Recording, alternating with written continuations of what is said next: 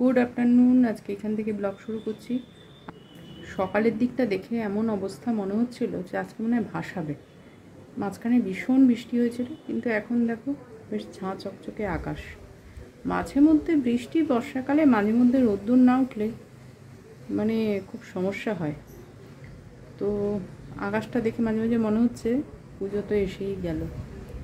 তো চলো আজকে তো রান্না আজকে একটু স্যারি করছে, কারণ ছুটি আছে। তো আমি সকালের দিকে একটু বেরোনো হয়েছিল, তা থেকে নিয়ে আজকে ক্লাসে ওই যাওয়ার ব্যাপার ছিল, তো ইত্যাদি এগুলো তো একটু ব্যস্ত ছিলাম। তো স্যারও একটু ঘরে বসেও কিছু কাজ ছিল, সেগুলো করছিল। ওই যখন যে যেরকমভাবে যে কাজটা যার মানে থাকে সেইভাবে ম্যানেজ করতে হয়, না হলে একজন এটাই করবে আর সেইজন সেটাই করবে, সেটা হলে খুব সমস্যা হয়। তো এখন বাজে প্রায় ধরো কটা হবে, 1:40, প্রায় কি বলছি ঘড়ি দেখেই বলছি 1:40 বাজে। এখন রান্না তো হয়েই গেছে। আজকে কি রান্না হয়েছে চলো দেখাচ্ছি, মানে কি রান্না স্যার করেছে আজকে। তো খাওয়া দাওয়া করা হোক, তারপরে আসছি আবার সন্ধেবেলা। তো আজকে দেখো স্যার রান্না করেছে এখানে সোয়াবিন পটল দিয়ে একটা বেশ ভালো একটা টেস্টফুল তরকারি, দারুণ হয়েছে খেতে। আমি খেয়ে দেখলাম। আর এখানে স্যার বসিয়ে দিয়েছে কুমড়ো ভাত দিয়ে, মানে কুমড়ো দিয়ে সিদ্ধ দিয়েছে আর ভাত। আর আছে, আর কি আছে, আর আছে বেগুন পোড়া। তো বেগুন পোড়াটা আজকে এটা বেগুনটা একটু বেশি পুড়ে গেছে, যাই হোক আমি একটু চাপিয়ে দিয়ে বেশিক্ষণ ছিলাম।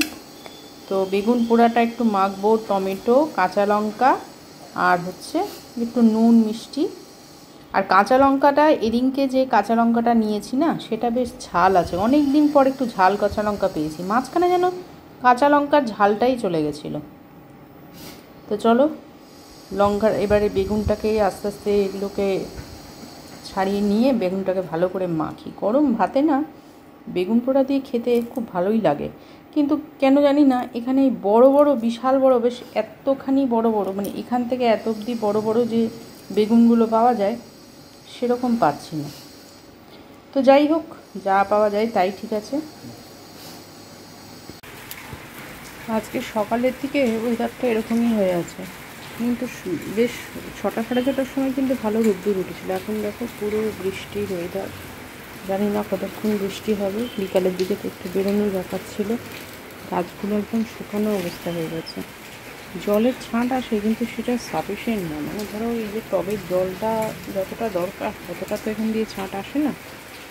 তো যাই হোক, স্যারকে একটু জল দিয়ে দিল গাছগুলোর মধ্যে। তো চলো আজকে সকালের দিকে বাজারে গিয়েছিলাম, কি এনেছি আর কি রান্না হচ্ছে পরে দেখাচ্ছি তোমাদের। এখানে দেখো কতগুলো নয়নতারা ফুটেছে। আগে অনেকগুলো বেশি হচ্ছিল, এখন একটু সংখ্যাটা কমেছে। কালকেও রান্না করেছে স্যার, আজকেও রান্না স্যারই করছে। আজকে হয়েছে একটু মাংস আর ব্রাহ্মী শাক। দেখো অনেকদিন পর এই ব্রাহ্মী শাকটা দেখতে পাচ্ছি, কারণ ব্রাহ্মী শাক না মাথার অপেক্ষা রাখে না। আর এখানে এনেছি হচ্ছে কিছু বিনস সবজি, টমেটো, আলু টালু যেগুলো ছিল না। আর এখানে স্যার বসিয়ে দিয়েছে মাংস, আজকে শুধু মাংস আর ভাত। তো মাংসটা প্রায় হয়ে এসছে। আর আমি সকালের দিকেই ভাতটা আগে করে নিয়েছিলাম। তো এখানে সব রকম মশলা দিয়ে স্যার বেশ ভালোই বানিয়েছে, দেখে তো মনেই হচ্ছে। তো চলো খেয়ে দেখবো কেমন হয়। আমি আমও এনেছি, কিন্তু আমটা এখানে দেখতে পাচ্ছি না। চৌষা আম এনেছিলাম, মনে হয় ভেতরে ঢুকে গেছে। আজকে এখানে মাটন আর ভাত, আজকে এটাই আমাদের লাঞ্চের ব্যবস্থা। মটনের সাথে আর কিছু লাগে নাকি লাঞ্চে? মটনের সাথে কিছু লাগে না। আজকে ওয়েদারও খুব অদ্ভুত, খালি বৃষ্টি পড়ছে। হ্যাঁ সকালবেলা তাও তোমার একটু রোদ উঠেছিল, হ্যাঁ, কিন্তু এখন পুরোপুরি বৃষ্টি পড়ছে। তার মানে যখন তাঁতিকে নিয়ে বেরোটার সময় তখন রোদ্দুরটা দেখেছিলাম। আচ্ছা, তারপরে আবার দেখি সেই এই যে বৃষ্টির ওয়েদার শুরু হলো, জানি না স্যার বলে শনিবারে শুরু হলে এটা নাকি চলতে থাকে। এটা নাকি নিয়ম। মা ঠাকুমা এরা বলতো যে বৃষ্টি যদি শনিবার শুরু হয় সেটা নাকি কন্টিনিউ করে। দেখা যাক এটা কন্টিনিউ করে কিনা, দেখা যাক।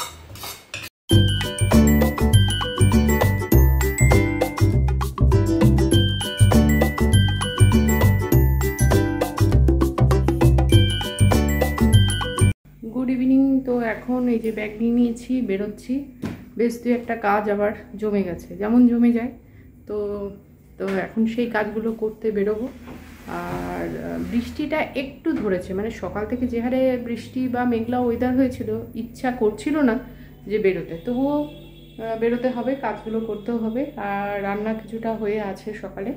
তো চলো আগে কাজগুলো দেখি হয় কি না, পরে এসে আবার কথা বলছি।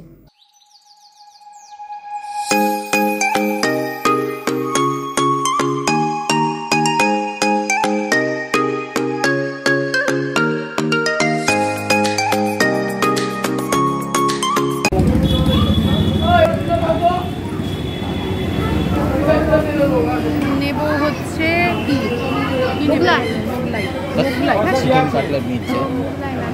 কাটলেট নিচ্ছি বলে মোগলাই, রাত্রি হয়ে গেছে, অনেকগুলো কাজ মিটলো। চলো, তো অনেকদিন বাদে আজকে একটু বাইরের খাবার খাওয়া হবে। একঘেয়েমি রুটি তরকারি আর ইচ্ছা করছে না। তো চলো, খাবার তো আছে। এখানে দেখো কাটলেট নিয়ে আসা হয়েছে আর একদম গরম গরম। এখানে স্যালাড দিয়ে দিয়েছে, সস দিয়েছে, স্যার বানাচ্ছে চা রেডি। চায়ের কালারটা তো দেখে মনে হচ্ছে এটাও ভালো হবে। এবার দেখি এখানকার এই দোকানের না ইয়েগুলো ভালো, মানে এই ধরনের ফাস্টফুড ভালো, খারাপ না। আর আনা তো হয় না, একেবারেই আনা হয় না, কিন্তু আজকে প্রচণ্ডই বৃষ্টি পড়ছে। আর বাইরে থেকে কাজগুলো যাই হোক করে টোরে বৃষ্টি, মানে আসছি যখন তখনই বৃষ্টিতে প্রায় ভিজে গেছি। এরকমই বৃষ্টি হচ্ছে, প্রথমে গুড়ি গুড়ি পড়ছিল, তারপর শুরু হয়ে গেল। তো এই ওয়েদারে একটু এরকম চপ করলে ভালো। হ্যাঁ, স্যার আবার বললো শনিবার শুরু হলে পুরো সপ্তাহটা ধরে চলবে। যদিও এটা বর্ষাকাল, এটা তো বৃষ্টি হবে, এটা খুব স্বাভাবিক একদম। কিছু কেনার পরে দোকানে ফেলে আসলে মনের মধ্যে একটা খুঁতখুত হতেই থাকে, যে জিনিসটা কিনলাম অথচ টাকা দিলাম, জিনিসটা নিলাম না। তো সকালবেলা তো বেরিয়েছিলাম, বেরিয়ে আম কিনেছিলাম। আমটা কিনে বাড়িতে এসে দেখছি সবই আছে, কিন্তু আমটা নেই। মাথার মধ্যে ওটা ঘুরছে। তো যাই হোক, কিছু কিছু জায়গায়, মানে কিছু কিছু দোকানদার যাই বলো, যে বিক্রেতা, সেই সততা যদি থাকে তাহলে সেটা অত্যন্ত ভালো বিষয়। আবার অনেক সময় সেই জিনিসটা থাকে না, যে না আপনি তো কেনেননি বা আমার কাছে নেই, আপনি নিয়ে গেছেন, এরমও হয়। তো সেই জিনিসটা বিশ্বাস ছিল যে আশা করছি দাদা করবে না, আমাকে আমার জিনিসটা দেবে, এবং এটা খুব থাকাটাই খুব বাঞ্ছনীয়, না হলে সমস্যা। ক্রেতা বিক্রেতার এই সম্পর্কটা না থাকলে মুশকিল হয়ে যায়। সব জায়গাতেই এটা সততার প্রয়োজন আছে। তো যাই হোক, অবশেষে সন্ধ্যেবেলায় যাওয়ার পরে বললাম দাদা আমটা তো ভুলে গেছিলাম।